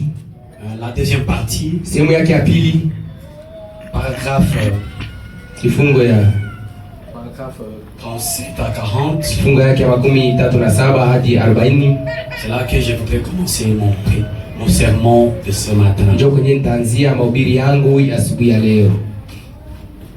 Je voudrais encore revenir aussi sur le type d'Abraham. Napenda kurudilia tena kwa mfano wa Ibrahimu. Mais écoutez d'abord. Lakini msikie kwanza. 37 à 40. Kifungo yake ya 37 hadi 40. Japo nous savons que tunajua kwamba nous en viendrons à un jugement. Shie tutarudia kuhukumu. Tutafikia kuhukumu. Que la voix de Dieu nous rattrapera quelque part. Ya kwamba sauti ya Mungu itatupata kwa nafasi moja. Parce qu'il a été donné à chaque être mortel kwa maana de kila l'entendre. Mwanadamu wote aliumbiwa juu ya kumsikia. Les ministres sont responsables. Je suis en train de lire autre chose. Niko nasoma ni vingine tu. Les temps des vierges folles, wakati wa bikira wapumbavu, c'est ce que nous voyons. Ndio kenye tuko naona. Des choses qui ne s'étaient jamais produites. Bitu vyenye haviyafanyikaka. Des choses que pas un seul des hommes. Bitu vyenye hakuna hata mwanadamu moya. Des enseignants. Oh, balimu. Qui a eu tout au long de l'âge n'aurait pu dire. Penye balipitaka mwi vizazi vyote bakipasha kusema vile vitu. Comme nous le pouvons maintenant. Za vile shi tunaweza kusema hapa leo. Amen. Ah, les vierges folles. Oh, ils ne peuvent pas le dire. Abaki pasha kusema vile. Comme nous le pouvons ici et maintenant. Wenye shi tunapasha kusema leo na hapa sasa hivi. Parce que kwa sababu c'est maintenant qu'elles arrivent. Ni hapa sasa ndio banafika. Ndio bibi tunafika. C'est bien. Nzuri. Oh, la vierge folle. Bikira pumbafu. Et les pentecôtistes hybridés. Na wa Pentecoste waisha kuchangana. C'est la même chose. Ni kitu paka moja. Quand les vierges folles. Wa bikira pumbafu ndio nani? Les pentecôtistes hybridés. Wa Pentecoste wale wachangambe waisha kuchangana. Je ne m'attaque pas contre les églises. Mie shishambulie makanisa. Je lis les prophètes. Lakini kwa msoma. Les vierges folles. Bikira pumbafu. Et les pentecôtistes hybridés. Na wa Pentecoste wale waisha kuchangana. C'est la même chose. Ni paka kitu moja. Hybridés avec les choses du monde. Kuchangana na vitu vya dunia. Dans les messages il y aura. Oh, ndani ya ujumbe kutakuwa bikira pumbafu. Wewe uko Pentecoste? Amen. Hein? Tu es pentecôtiste de 8e ou 40e? Oui, uko à 30e Pentecôtiste ou à 50e. Dans les messages. Oh, ndani ya ujumbe. Si nous ne partons pas, kama twende, nous serons dans la catégorie des vierges. Chez tutakuwa leo hata mgungi ya babikira bapumbafu. Qui sont les vierges folles? Babikira bapumbafu ni banani? Les pentecôtistes. Ni wa Pentecoste wale waisha kuchangana na vitu vya. Maintenant souvenez-vous. Sasa mkumbuke, je suis pentecôtiste. Mimi na mimi ni Pentecoste. Mais pas pentecôtiste par une dénomination. Lakini shiko Pentecoste kupitia zehebu. Non, je ne suis pas de 30e. Oh, mimi shiko 30e. Je ne suis pas de 8e, c'est pas. Siko wa 8e c'est pas. C'est quelqu'un de 8e, c'est pas qui me parle. Kama iko hapa unisamehe. Niko na ubiri njoko hii. Je ne suis pas de 8e, c'est pas. Shiko wa 8e c'est pas. Mais je suis pentecôtiste. Lakini niko Pentecoste par l'expérience. Kupitia mapimo niliyopata. L'expérience de la Pentecôte. Onjo ya Pentecoste. 39. Kifungo yake ya 39. Bon, donc nzuri basi. Jésus nous a dit que ces choses allaient arriver. Yesu alituambia kwamba hivi vitu vitafikia. Donc il nous a annoncé ce qui allait se produire. Na kwamba alitutangazia vitu vile vitafanyika. Que les vierges folles se lèveraient. Ya kwamba bikira wapumbavu wataamka. Et les choses qu'elles allaient faire. Na vitu vile watafanya. Et que les gens allaient réclamer à leur époque qu'ils voudraient avoir l'huile. Na watu wataenda kudai mwile wakati wao ya kwamba wangepaswa kupata mafuta. L'huile, mafuta de l'enlèvement. Imani ya unyakulivu. Une expérience. Mapimo onje. Mais qu'il viendrait trop tard. Ya kwamba batarudia ni kuisha kupita. Écoutez maintenant. Musikie. Paragraphe 40. Kifungo yake 40. Maintenant observez les trois là. Sasa muangalie wale watatu. Les trois églises. Makanisa tatu. Il y a la prostituée, Kuna kuwa kahaba, il y a la vierge folle. kuna kuwa bikira pumbavu, Il y a trois catégories d'églises. kuna kuwa aina tatu ama kundi tatu ya makanisa. Trois catégories. Kundi tatu. La première, Kundi ya kwanza c'est l'église ni kanisa prostituée. ya kahaba. La deuxième, Kundi la pili vierge bikira folle. pumbavu. Et la troisième, Na kundi la tatu c'est l'épouse. ni bibi harusi. Maintenant, écoutez. Sasa msikie. C'est là où je voudrais en venir. Njoo kwenye mimi nilipenda kufikia pale. Écoutez que je lise les prophètes. Msikieni msome nabii. J'ai commencé en retard, vous allez me supporter. Il est déjà 12 heures passées, mais j'ai commencé la prédication en retard. Saa sita isha kuenea, lakini mimi nilianza mahubiri yangu nyuma ya saa. Est-ce que vous me supportez? Eti mnanivumilia? Qui ne veut pas me supporter? Nani yule apende univumilie? Merci. Je lis les prophètes. Maintenant, observez les trois là. Sasa muangalia hao watatu hawa. Les trois églises. Makanisa tatu. Il y a la prostituée. Kuna kuwa kahaba. Elle n'est pas venue chercher quoi que ce soit. Hakukuja tu kutafuta hata kitu yote yote. Tout ce qui se passe, sanctification et on s'enlève. Mambo ya utakaso nini? Hayo haimuzike kahaba. C'est pourquoi il y a un pasteur à Kinshasa qui a dit. Ndio kwa maana kwa mchungaji mmoja kule Kinshasa alisema, l'église catholique c'est la salle d'attente. Kanisa ya Katolika ni chumba ya kungoja kubaki bali bataenda mzimu. Je ne sais pas s'il l'a dit par révélation ou par sentiment. Kama alisema mais il n'est pas loin de la vérité. Kama mania tu limbamba lakini hana mbali na kweli tu. Écoutez les prophètes. Sikia nabii. La prostituée n'est pas venue chercher quoi que ce soit. Kahaba hakuya kutafuta hata kitu. Elle est centrée sur sa personne. Anajiangalilia ni kubumutu yake tu. Nous avons une grande église. Tuko na kanisa kubwa. Shindo lenye kutawala dunia mzima.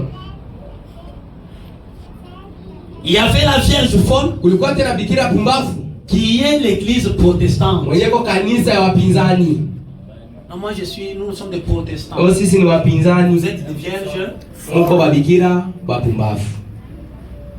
Est-ce que c'est moi qui l'ai dit? C'est la parole révélée. Ni neno iliyofunuliwa. Il y a la vierge folle. Huko bikira pumbavu. Qui est l'église protestante. Mwenyewe anaonekanishwa kupitia kanisa ya kipinzani. Il y avait l'épouse. Na kulikuwa tena bibi harusi. Voyez? Unaona? Voilà les trois niveaux de l'église dans les derniers jours. Muone kipimo tatu ya kanisa katika hizi siku za mwisho. Maintenant prenez Apocalypse chapitre 12. Sasa tubebe Ufunuo sura yake ya 12 pour comprendre cela d'une manière claire. Ili tupate kuelewa namna ya mwangaza kabisa.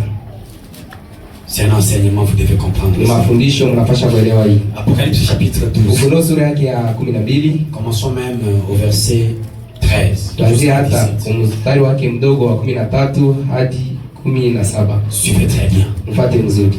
Quand le dragon vit qu'il avait été précipité sur la terre. Wakati joka aliona ya kwamba alitupwa hapa kudunia. Ubao aina kubwa. Quand le dragon avait vu qu'il avait été précipité sur la terre. Wakati joka aliona ya kwamba anatupwa hapa dunia. Il poursuivit la femme. Akafuata yule mwanamke qui avait inventé le fils. Mwenye alizaa mtoto. Et les deux ailes du grand aigle. Na mabawa mbili ya tai kubwa. Furent données à la femme. Ikapewa kwa ule mke. Quelle femme? Ni mwanamke gani? C'est l'épouse. Ni bibi harusi. Si vous lisez dans Malachie chapitre 4, kama mnasoma ndani ya Malaki sura 4, lisez depuis le premier verset. Msome kwanza. Quelqu'un nous dit ça rapidement. Mtu atusomee ile kwa haraka. Ouvrez la Bible. So mfungule Biblia.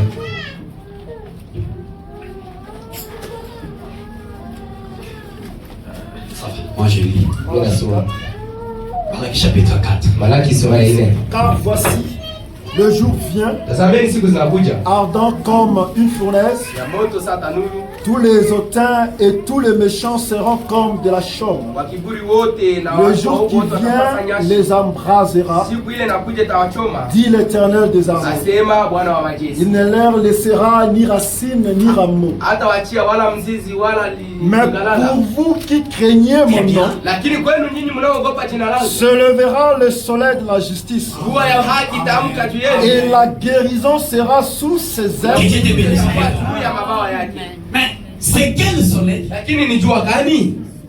qui a les ailes? Pas seulement les ailes, mais en dessous, sous les ailes, il y a la guérison. Est-ce que le soleil a les ailes? Non. Mais qu'est-ce qu'il y a les ailes? C'est un aigle. Un grand oiseau. Et dans l'âge où nous vivons, Dieu nous a envoyé un aigle. Le prophète.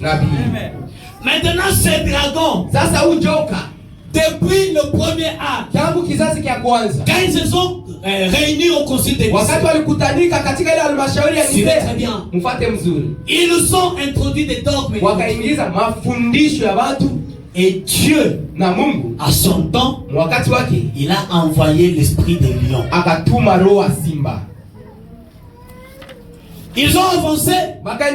Ils arrivent dans l'âge de ténèbres. Dieu envoie l'esprit de bœuf. C'est là que vous voyez, à l'époque de Saint-Martin d'Hippone, ils ont tué plus de 6 millions de chrétiens. On tue quelqu'un, l'autre est là attendant. C'était l'onction de Dieu qui était de verser sur ces gens. On prend une femme, les gens sont en train de jeter au sort. Nous allons voir. Dans son ventre, il y a quel enfant? On déchire. La femme est toujours là. Et les autres attendent. C'était l'onction qui était descendue sur eux. Et après cet âge-là, un autre est sorti, Martin Luther, avec l'intelligence humaine. Pour leur dire, les pains cachés, ce n'est pas ça les corps, mais ça représente. Il a protesté. Et après, dans cet âge où nous vivons, savez-vous pourquoi Dieu nous a envoyé l'esprit de l'aigle? C'est parce que nous vivons dans l'âge de la lèvre. Quand les dragons se levèrent pour commencer à faire la guerre, mais cette femme ici, comme l'aigle, on ne peut pas lui faire du mal. Elle a les deux ailes. Elle doit mettre les deux ailes. Elle doit s'en aller. Loin du dragon. Maintenant, qu'est-ce que le dragon va faire? Continuons.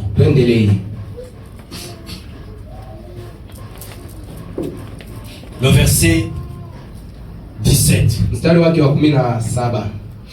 Et le dragon fit irriter contre la femme, parce qu'elle est partie loin d'elle pendant 42 mois. Le dragon fit irriter contre la femme et s'en alla faire la guerre au reste de sa postérité. La guerre aux vierges folles.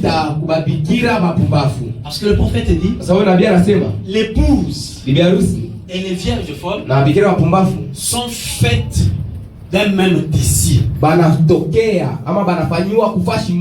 C'est comme les couturiers peuvent le comprendre très bien. Les sœurs couturiers, est-ce que vous êtes là? Est-ce que vous êtes là? Quand vous coupez un habit, il y a ce que les couturiers appellent le patron. Patron. boss, patron. Parce que c'est les couturiers de ça. Kwa sababu bashonai banayua. Et l'épouse, c'est ça, cette pièce-là appelée patron. Na bibi harusi njo ile pièce banaita vile. Après l'avoir utilisée, Na kisha kuitumikisha. et les restes de cette pièce, Na hivi vingine vitabakia vipande c'est vipande. ça la Vierge folle. Hayo ndio inamaanisha gundi ya bibi harusi. Quand l'église, l'épouse est prise en enlèvement, Wakati kanisa inanyakuliwa, cette église catholique hii kanisa ya Katolika va maintenant s'élever avec force. italamuka tena na nguvu. Où sont ces gens qui faisaient que nous attaquer? Hawa watu walianza tushambulia biko wapi? Parce que nous ne les avons plus Kwa sababu retrouvés. hatu waone tena Il faut maintenant s'attaquer au reste. batashambulia wale wengine Parce kupapiganisha. que le bâton a été déjà Kwa retiré. sababu kile kia mafua kisha kutoka. Il s'attaque maintenant au reste. Wale wanaanza Et kupiganisha les restes là, na wale ce wanabakia sont les vierges folles. ni babikira bapumbafu. C'est vrai, ils seront sauvés. Ndio wataokoka. Qui sont les vierges folles? Babikira bapumbafu hapo kabisa ni banani? Musikie nabii. La 70e semaine de Daniel. Mwaka wa 17 ya Danieli, 70e semaine. majuma 17 ya Danieli.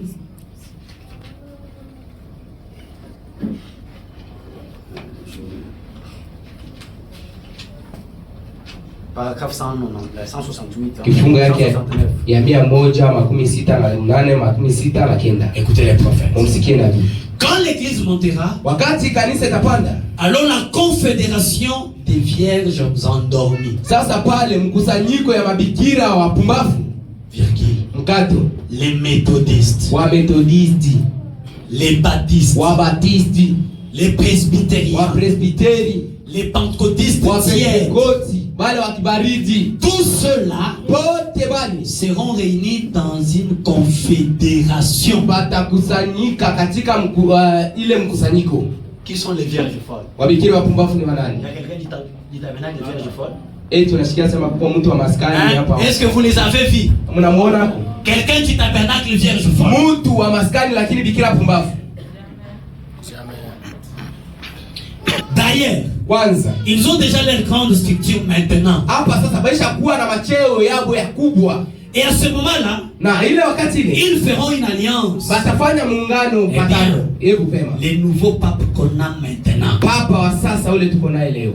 il veut tous les faire entrer. Anapenda kubaingiza bote mule ndani. D'ailleurs, ça tombe bien. Kwanza inaanguka paka pale. Le prophète dit, Nabii anasema quand vous verrez le nouveau pape des États-Unis, wakati mtaona papa mpya wa umoja wa Marekani, pas seulement des Américains, hapana tu paka wa Marekani, parce qu'il y a l'Amérique du Nord, kwa sababu kuna kwa Amerika ya qu'on appelle kusini, l'Amérique latine, ile tunaita Amerika Latine, et il y a aussi les États-Unis d'Amérique. na kuna kwa tena umoja wa Il Marekani. dit, quand vous verrez ce pape américain Wakati des mtaona, États-Unis, anasema wakati mtaona ule papa wa Amerika ama wa umoja wa Marekani, c'est lui ni yeye ndio qui yeye amènera cette confédération. mwenye ataleta ile mkusanyiko, muunganiko. Alors le décor est déjà planté. Sasa pale njo safari ishakwenea, Le décor est déjà planté.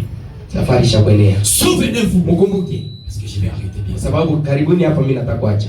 Lorsque les cris se fait entendre, Wakati ile mulio ilisikilika, c'est quoi les cris? malalamiko ile ilikuwa nini? Thessaloniciens chapitre 4. Wathesalonika sura yake ya 4, Il fait les trois choses yuko anafanya vitu tatu pendant qu'il descend. wakati anashukaka.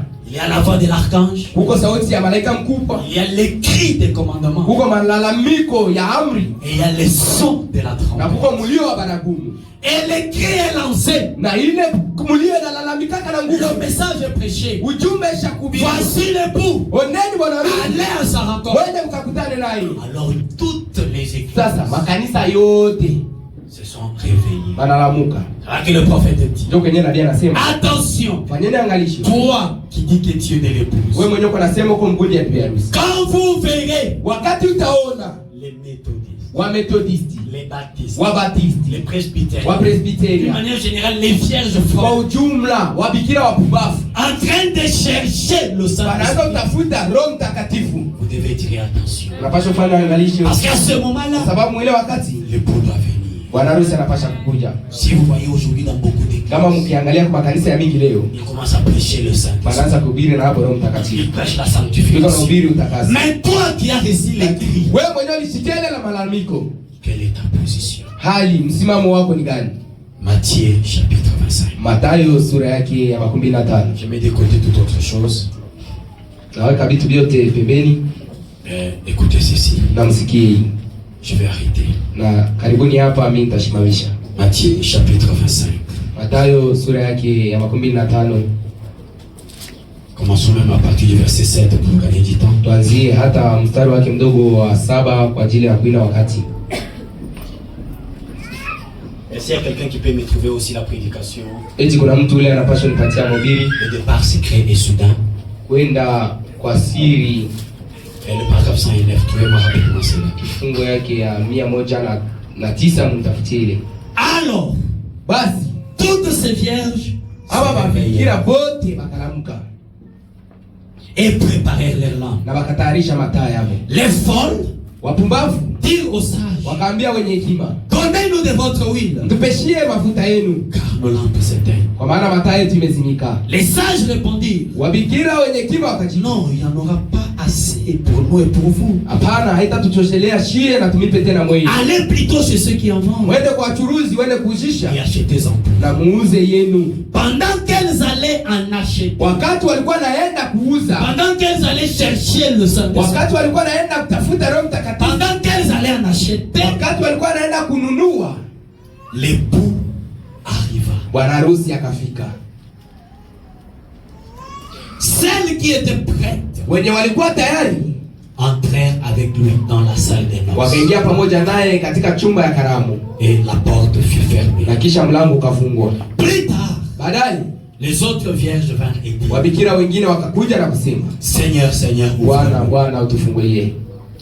Mais il répondit, Lakini akawajibu, je vous le dis en vérité, hakika nawaambieni, je ne vous connais pas. simijui. Le verset 13. Mstari wake wa 13. Veillez donc, Mukeshe basi, veillez donc, mukeshe, veillez donc, mukeshe basi, veillez donc, mukeshe basi, puisque vous ne savez ni les jours, juu hamjui wala siku ni l'heure. wala saa.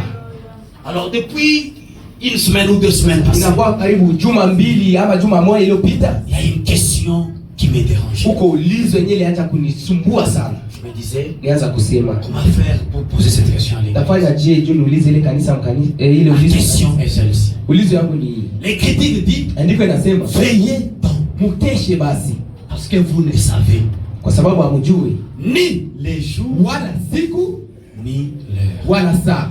Et si par improbable, Na ni kama kwa kupitia bila kutayarisha, si par une certaine chance, on croit que ça peut arriver, mais si Dieu, atuseme kama vinaweza kufikia kama Mungu, kama busubuhi ya leo, Dieu par une voix audible, Mungu kupitia sauti moja ya kusikilika disait ici, anasema hapa, qu'il reste une heure unabakia tu saa moja pour l'enlèvement. nyakulivu inafanyika, Et que tout le monde a maintenant la chance na kila mtu iko sasa na bahati de mettre sa vie en ya ordre. kutengeneza maisha yake. Une heure. Saa moja Vous verrez les agents ici. utaona vile batu batavunja na biti hapa, Un frère va courir. ndugu atakimbia, Pasteur, je vais te voir. mchungazi ndio J'ai des choses à te dire. iko na bitu vile nifichikaka nikwambie, Je suis sorcier. au mie unaniona niko mloji, Je suis fétichiste. mimi napana madawa, J'ai caché des choses. nifichikaka bitu. Pendant qu'il est en train de parler, Wakati kwa nasema l'autre est en train d'observer l'air. wengine kwa Non, naangalia saa, mais tu as pris du temps. lakini wanakawia. Tu Je, as pris du temps. unakawia? Il reste 50 minutes. Unabakia dakika 15. Il va se précipiter. Na yeye atachachisha na Moi, yeye. j'ai des choses à Oh, arranger. na mimi niko na vitu ya kutengeneza na bibi Et la yangu. femme dira, Bibi yake atasema, mon mari, bwana wangu, viens d'abord, je te tire dehors. kwanza winje kwa Tout le monde ici kila mtu hapa sera agité. atatenga. Un huissier va se lever. Wisela hata Non, simama. moi, donnez-moi seulement le Hapa micro. wewe unipeshe tu Donnez-moi le micro. Unipe basi Je ne vois ndio. l'état à peine. Mimi hadi nisemee. J'ai critiqué les pasteurs. Ili mtekelea uchungaji. Moi, avec mon épouse, Ongea na bibi yangu. on a beau critiquer comme ceci. Tutekelea hivi. Et il nous sert là-bas. Dada na yeye Non, kule. huissier, tu as traîné. Sisi wanakawia Donne-moi aussi les micros. Unipeshe na mimi Donne-moi aussi les kibuyu. micros. Unipe na mimi kibuyu wakati naenda. Il l'autre dira, Mwingine atasema, non, non, non, non, non. hapana hapana. Là, il reste 30 minutes. Hapo nabakia dakika Je 15. veux que je sois baptisé maintenant. Napenda mnibatize sasa. Regardez. Donnez-moi votre véhicule. Et les administrateurs diront, nous n'avons pas aussi le temps. Nous n'avons pas bien géré l'église. Nous allons méditer pour voir ce qui peut arriver dans les 25 prochaines minutes. Et quelqu'un d'autre dira, moi je me suis absenté à l'église dans les 25 minutes ici. Qu'est-ce que je peux faire? Presque la moitié de l'église va se lever pour venir à la chair. Tout le monde cherchera à voir le pasteur. Pasteur, j'ai tel problème. Et à ce moment-là, le pasteur, il sera aussi à genoux, en train d'observer aussi son atmosphère. Tout le monde sera dans l'agitation. Et vous verrez ici dehors, les voix viennent. Les gens ne trouveront même pas à se déplacer. Chacun observera l'air. Dans les 40 minutes ici, qu'est-ce que je peux faire? J'ai l'argent dans la maison. Prenez cet argent-là. Ils puissent aller servir les gens. Les adés diront, nous allons d'abord voir qu'est-ce que nous pouvons aussi parler avec notre famille. Parce que tout le monde est concerné. Les chantres, au lieu de chanter, comme vous les voyez chanter pendant que tout le monde prie, ils chantent. Ainsi, il arrivait que Dieu donne ce temps-là. Ils ne vont pas chanter. Tout le monde cherchera. Qu'est-ce que je peux faire? Un autre se lèvera. Tout ce temps, il dit, moi je ne payais même pas la dîme. Pasteur, envoie même les adés ou les huissiers qui prennent ma marchandise, qu'ils aillent vendre. Et les huissiers diront, non, nous allons d'abord nous entretenir avec nos épouses, car on ne sait jamais. On ne sait pas si l'atmosphère dans la maison est correcte. On ne sait pas. Et en sortant ici, les gens verront une agitation. Et les passants demanderont, mais qu'est-ce que nous voyons au tabernacle de prière? Ils diront, on leur a dit, d'ici 45 minutes, l'enlèvement doit avoir lieu. Et les passants vont courir. Si cela est vrai, amenez-nous aussi aux qui doit encore vous amener? Tout le monde est en train de méditer. C'est ce qui devrait être notre vie de chaque jour. C'est ce qui devrait être notre vie de chaque jour. L'Écriture dit, veillez donc, car vous ne savez ni le jour, ni l'heure. Tu as trouvé la prédication? Je lis ça et puis j'arrête. Nasoma ile mhubiri na kisha minaacha. Ça énerve. Kifungo yake ya 109.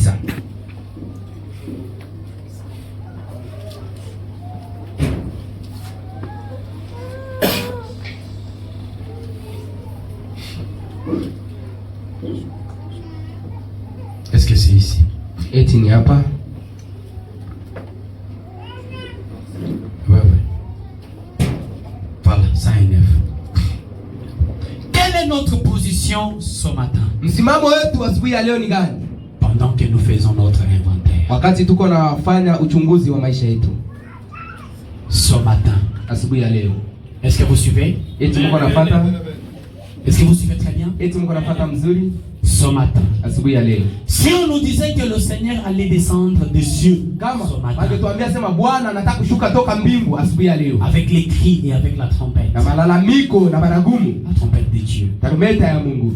Serions-nous trouvés prêts en tant que corps, église? Eti tutakutaniwa tayari sa vile mwili kanisa? Et si l'église n'est pas prête? Na kama kanisa ina tayari. Serions-nous trouvés prêts en tant qu'individu? Eti tutakutaniwa tayari sa vile mtu wewe moya? Est-ce que vous suivez? Eti Mungu anafuata? Est-ce que quelqu'un peut-il répondre à cette question? Uko mtu anapaswa jibu hilo ulizo? Dans sa conscience. Katika dhamiri yake mwenyewe.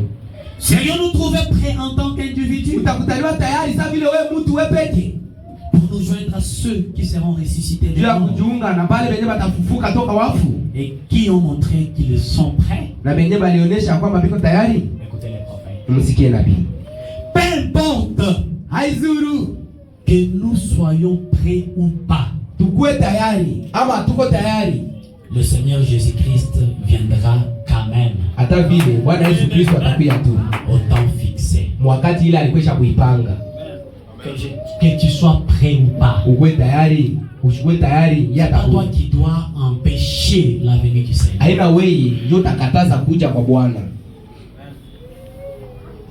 Que tu sois prêt ou pas, mais est-ce que tu es prêt? Mais est-ce que tu es prêt?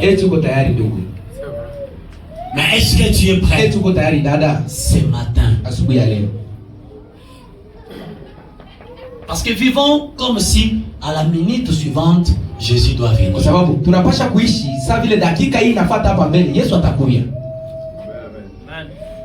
Le prophète dit, peu importe que nous soyons prêts ou pas, le Seigneur Jésus-Christ viendra quand même au temps fixé. Nous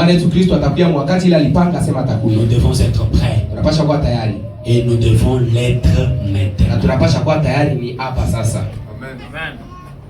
Ce n'est plus le temps d'attendre. Nous devons racheter le temps et être prêts. Avec nos têtes inclinées.